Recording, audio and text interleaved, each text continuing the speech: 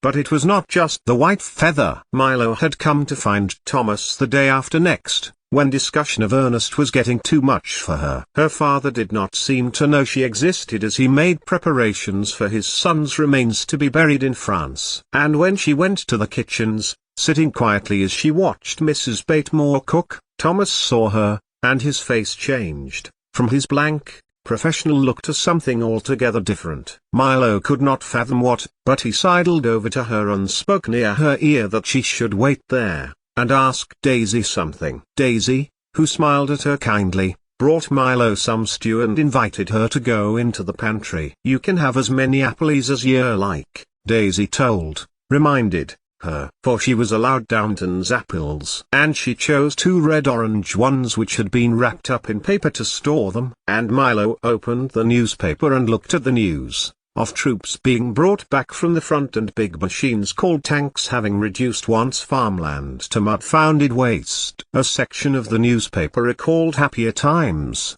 and of the 1908 Olympics in London, with photographs of cyclists and runners in their races, and a mention of something called a relay. "Albert Innes leads his team in the relay" was the sentence, so Milo scanned the page for more information, though came up with a loss, for she had heard of a relay before and wanted to know what it was. Later, when Thomas had walked with Milo in the chill grounds of Downton, he asked her something. It was a difficult question to ask, for Thomas had often asked Milo her feelings, and this time he needed to know, for himself. When he had asked before, she had always replied with a practical answer, or a short explanation of what she was working on. When he had asked her whether Tom Branson had frightened her with his behavior, when he had thrown something at her to make her go away, Milo had told him that she needed more copper to fit the light connectors. Thomas could not remember hearing Milo ever say she was happy or sad. But this time,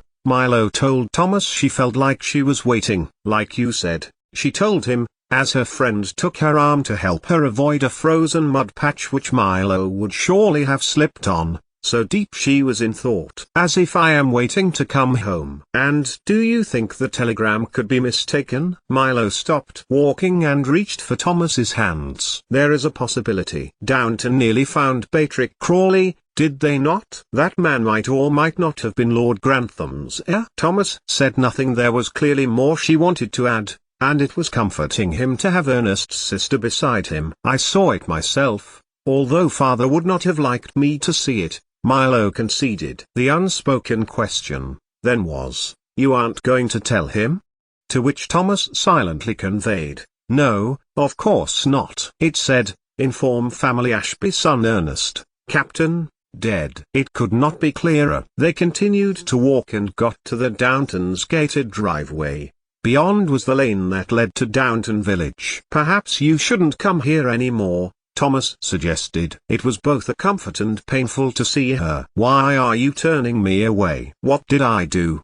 she asked, pitifully. "Lord Grantham said I was welcome." "It's what I am about to do," Thomas promised, vengefully, in the silence of his own mind. For he knew who had planted the feather. Something which Ernest had taken heavily to heart and had driven him to enlist again when he needn't have. "It will make your father happy if you spend your time with him. Write up your brother's work. You will have a copy when your father sends it back to Cambridge." "But I can still come to see you?" "Of course," Thomas said, pulling her nearer. "You are my friend, Milo, and always have been." Which made her smile, and made her confide something else. As Thomas walked her back to Downton, Milo had asked Thomas how a person could have 2 fathers. "One father with one mother," Thomas replied, "but perhaps a child might have been adopted." "Adopted," nodded Milo, understanding. "That was what Baroness Inchiquin said." "He was adopted out of the family for the shame." "Out of the family?" "This Baroness Inchiquin," and Milo explained that their cousin,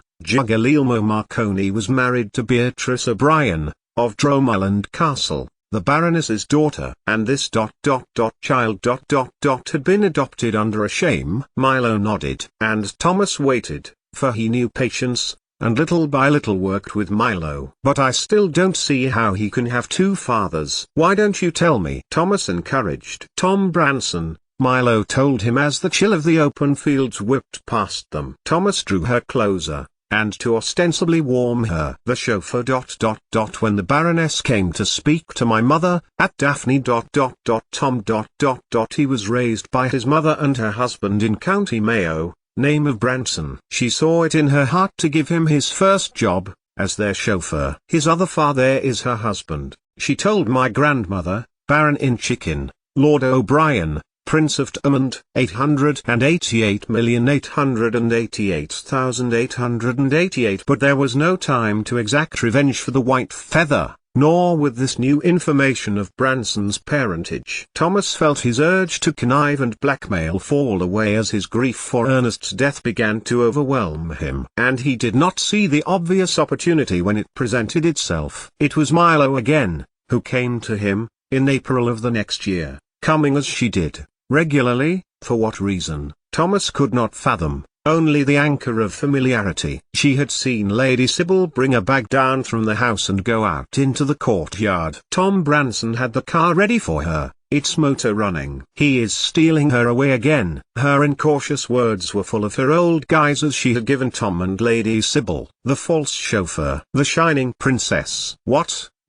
Thomas's mind was labored with a few mouthfuls of imbibed wine left over from the main dinner, though the cold night air was helping. Slow, Milo, slow. He placed a hand on her shoulders. Lady Sybil and Tom Branson. Milo told him, and then, slower, explained that she had seen them driving off, not before they had kissed one another and assured one another that everything was going to be all right. So Thomas went to find Lady Mary, who, with Lady Edith, made a search. You did well to come to me, Thomas told Milo. For the butlercy had been on his mind, and that required dedication, for life, to the family. It will get sorted, and Lord Grantham's reputation will not get tarnished. Will you come, Milo asked him, on Monday afternoon? I hope you don't mind my asking, she added, knowing that it was a socially appropriate thing to say, because Ernest had a lot of materials, documents, papers for his work. Professor Rutherford does not want them to be sent by post. Someone is coming to collect them on Monday afternoon. I would be honored to come on Monday afternoon, Thomas told her, and told Mrs. Hughes that Milo was there and he was going to walk her home. 88,888,888. And father tells me that, when he dies, I will be left with no money. It was concerning her a lot. Thomas could see. He had arrived at the Ashby house on Monday afternoon, and had waited while Mr. Ashby, clearly suffering again with his health, invited Mr. James Chadwick, Mrs. Doyle had announced, into their front sitting room. This is Mr. Barrow, Ernest and Milo's friend, Harold Ashby told James Chadwick. The man had a thin look to him, as if he needed a good meal. Milo, me Lucina, is my daughter. She helped Ernest with a little of the work. The thin-faced man turned his head towards Milo. Indeed. Then I have heard about you, Mr. Chadwick told her, with a small smile. Ernest told us so much about you. He dipped his head towards her. More than a little, so I hear. And you were in an internment camp during the war, Thomas said. Chadwick turned his head to him. You are well informed, Mr. Barrow, the academic told him. Regrettably, war broke out whilst I was working with two scientists with German nationality. While I very much supported our country's efforts to end the conflict, I hope I have audience enough here to say that science has no nation such as love has no nation. No nation, and not bounded by sex, Thomas thought.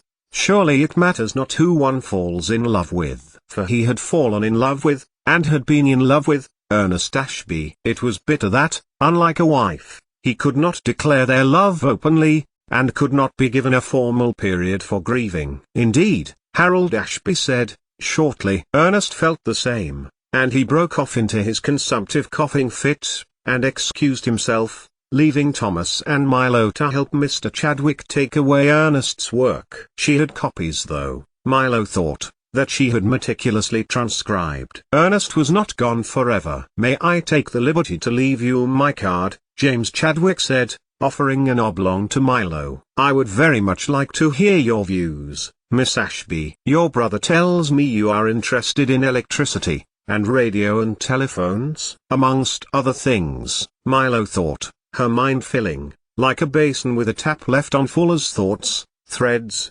huge icebergs of hypotheses floated inside. And after James Chadwick left and before Thomas Barrow made to leave, Milo told her friend what her father had said. My mother's fortune will go back to the Jameson family, perhaps to the O'Brien family, for my grandmother had 5 daughters and no sons. My father depended on the commission of Lord Grantham, but now Ernest has died. He can no longer present his findings and be awarded his doctorate. Therefore the money is void. Unless you marry, Thomas thought. If you marry, then the money will be yours and, more importantly, your husband's. Though your father ails, and grieves for Ernest, Thomas told her, affectionately, he is still a relatively young man. You should not worry. He closed his hand around hers, the one containing James Chadwick's card. Write to him, as he offers. I am sure it will make you feel happier. Thank you, Thomas, Milo told him, and received one of many kisses from her friend delicately, gently, on her forehead. 88,888,888. It's strange without seeing little Milo at the end of our table, Daisy said, as she helped Mrs. Patmore with the Easter lamb dinner one lunchtime. Mrs. Levinson was coming, and before his mother-in-law's appearance, Lord Grantham had chosen to invite several men with whom he had attended Eton. Matthew Crawley was to be there who, against all odds, had recovered his injuries. Daisy did not like reminding of William Mason's death. The Downton cook realized that she may have pushed Daisy too hard towards him. But at least she had some money coming to her, and that was giving her ideas. Not so little anymore, Mrs. Patmore told her. She's tall, almost grown up. She's not even 15 yet, Daisy told her. Stop it, with your ideas, Daisy, the cook told her. But still, it's strange, Daisy said, passing the mint, so the sauce could be made. She used to be all over the place, and then she went away, and then came back and was quiet, and still, and it was like you could forget that she was even there. And still Mrs. Hughes curses her name for her cold box, Mrs. Patmore said, though she likes it better than she makes out. Curses. Oh, Daisy, Mrs. Patmore sighed. It means Mrs. Hughes is a curmudgeonly woman, who has got beyond the time she can adapt to new things. Thomas was standing in the doorway between the kitchen and the servants' hall. She likes it well enough, like she likes Milo well enough. Well, why hasn't she been here? Daisy asked. I like her well enough too. You ask too many questions, Daisy Mason, Mrs. Patmore chided. But Thomas gave her a rare smile. She is working for her father, in place of her father, if you must know. He took a few steps into the kitchen, to assess the progress of the main course. Mr. Ashby worsens and so Milo has to work in the shop. Her work is over at Downton now. You mean now Ernest Ashby is dead? Daisy's words cut Thomas like a knife. Yes. And Thomas swooped out of the kitchen with a tray of appetizers, his mouth firm, his mind decided. There were 2 new footmen coming that afternoon, who Thomas was yet to meet. Jimmy, Alfred. The decision he had made was that he hated them, and they would go from there. 88,888,888. It was nearly August when Thomas went to see Milo. Her father answered the door and the walk had given him lungfuls of air to inhale, to eliminate the traces of such thoughts. Why did he have to be so good looking? Like Ernest, Thomas was attracted to looks, and when dashing manners came second, Thomas felt himself falling. So when Daisy spoke about Milo, Thomas knew he would be assured of a greeting by her. The door opened. Mr. Ashby welcomed Thomas in,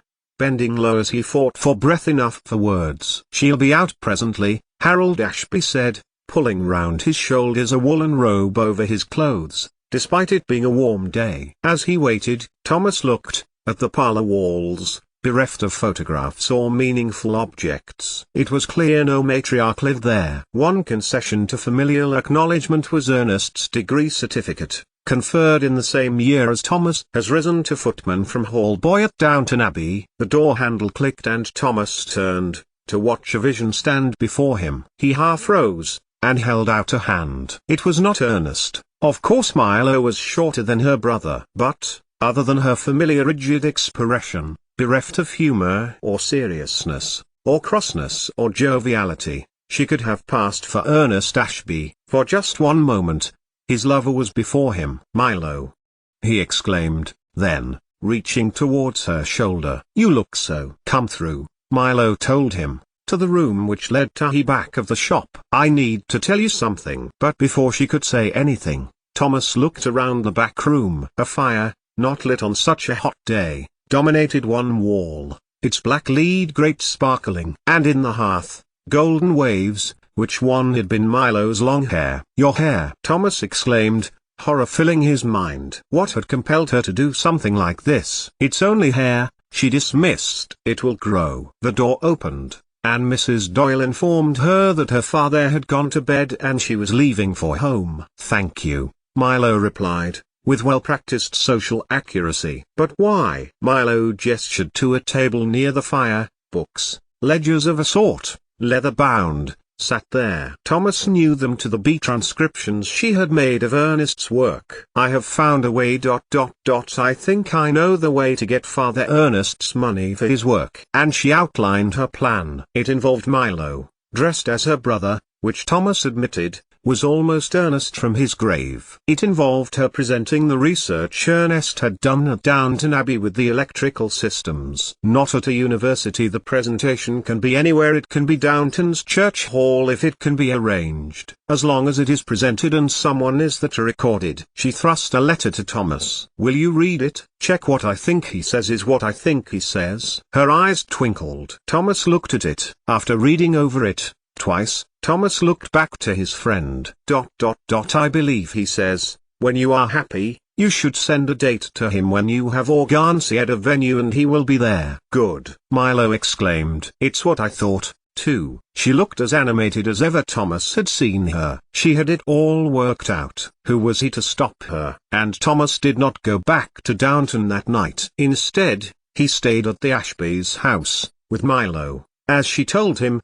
comprehensively, of her plans. They talked all night, as her electric lights glowed. They ate a brief supper of grilled fish and a parsley sauce which Thomas prepared, the milk he found in the Ashby's cold box which had kept extremely well. He relaxed in Ernest's easy chair with a cup of tea as Milo went through Ernest's research with him, as he critically interrogated her over details, and Milo write copious notes as she took down his comments. And as she closed her eyes and put her head down over her pages, Thomas got slowly to his feet. He had spent a lot of the evening trying not to look directly at Milo and, as he scooped her up, finding his way in the dark up familiar steps to her room. "You look like him so much, it hurts to see you," Thomas whispered to Ernest's sister, placing her down on her bed and pulling the blankets around her. Then, with a pull on his heart that stopped his step, Thomas glanced to the door behind which he had so many times found his lover,